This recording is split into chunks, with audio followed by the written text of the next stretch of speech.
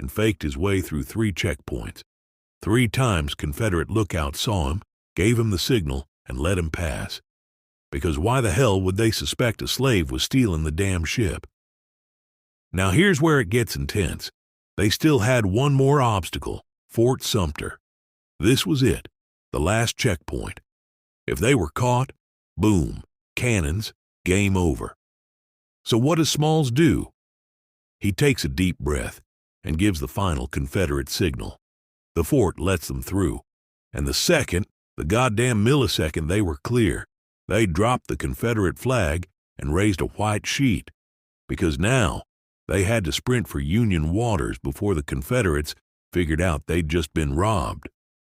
Robbed and outsmarted by a slave, in the middle of their own damn war. As the planter barreled toward the Union blockade, Smalls didn't blink.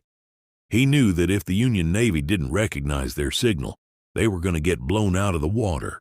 But they saw it, and when Smalls pulled up alongside the Union ship, he tipped his hat, looked the officers in the eye, and said, "Good morning, sir. I brought you some old U.S. guns, sir.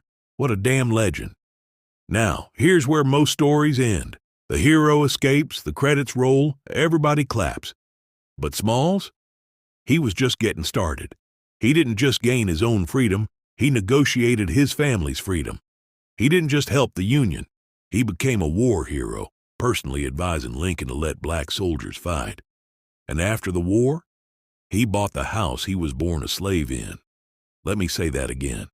He bought the house where he had been owned as property, where he had been told he was nothing. He bought that shit and moved in. He owned that home now, and he finally felt like a success.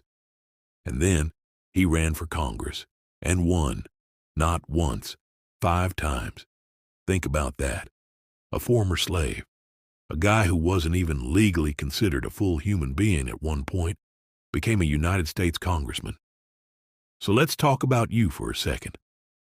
You ever feel like the deck is stacked against you?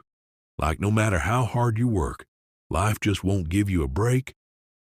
Well, ask yourself this. Have you ever been born a slave? Have you ever had to steal a goddamn warship just to be free? No? Then maybe, just maybe, you can handle your shit today.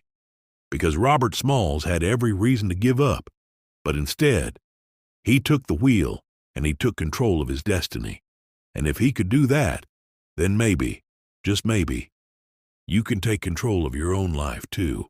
And that, my friends, is your Monday morning motivation.